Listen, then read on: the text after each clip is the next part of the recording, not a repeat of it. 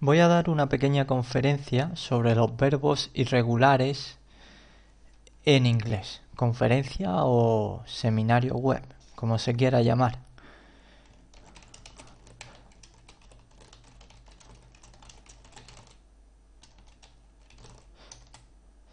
Bueno, el propósito es conseguir que se vislumbre un poco cómo abordar el estudio de los verbos irregulares.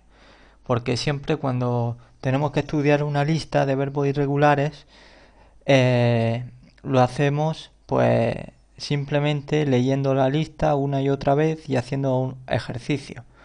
Pero podemos aplicar una serie de reglas memotécnicas para poder asimilar estas cosas. Por ejemplo, en el primer punto podríamos decir que existen diferentes grupos o podemos agrupar de diferentes formas los verbos irregulares. En principio, el primer grupo podría ser los verbos irregulares que comparten una característica y es la que en su pasado y en su participio pasado tienen la forma exactamente igual que en el infinitivo. Es decir, las tres formas igual. Infinitivo, pasado y participio pasado.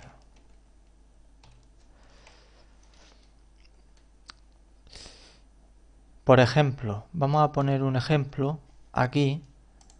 Por ejemplo, el verbo spread o no, el verbo split, que significa dividir en dos, su infinitivo es to split. To split. Pero es que además su pasado simple es split también. Y su participio split. Es decir, tenemos las tres formas iguales. Tanto como en el infinitivo, como en el pasado simple, como en el participio pasado. Otra regla, otro grupo sería considerar los que tienen la forma en el infinitivo y en el participio igual. Es decir, dos formas iguales. En este caso sería infinitivo, su infinitivo y el participio.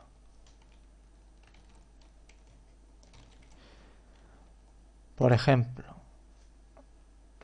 podemos poner el siguiente ejemplo. El verbo to come, que significa venir, es el verbo venir. Para su pasado simple tenemos come y para su participio tenemos come. Entonces se cumple en este grupo de verbos que el infinitivo y el participio pasado son iguales. Y por último tenemos un tercer grupo para el estudio de los verbos irregulares, de los verbos que tienen la misma forma en el pasado simple y en el participio. Es decir,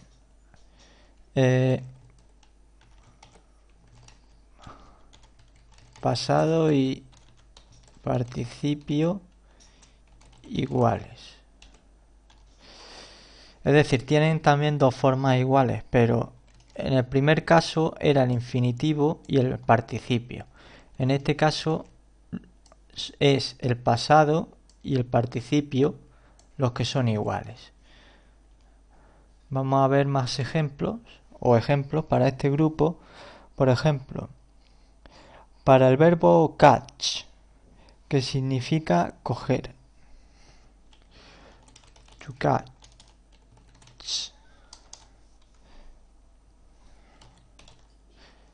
Tenemos el pasado simple, coach, y el participio también, coach.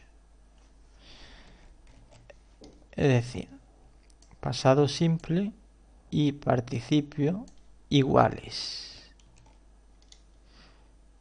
A partir de aquí podemos sacar subgrupos. Por ejemplo, en el grupo del pasado y participio iguales tenemos unos verbos como en este, por ejemplo en este, precisamente en este se cumple, que a partir del infinitivo podemos coger una raíz que sería en este caso la primera letra, la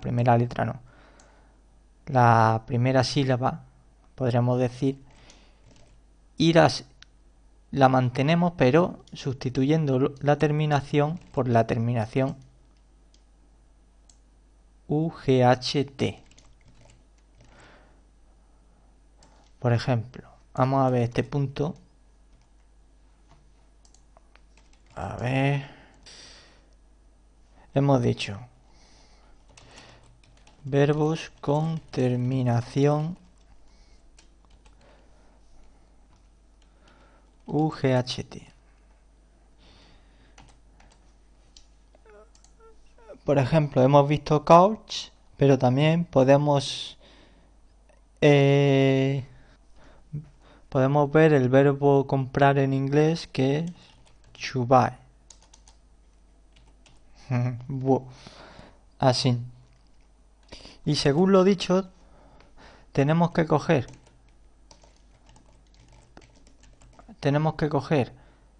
la terminación y sustituirla por la terminación. Entonces tenemos para el pasado simple, tenemos bought, y para el participio igual, porque estamos en el grupo del pasado y participio iguales. Bought.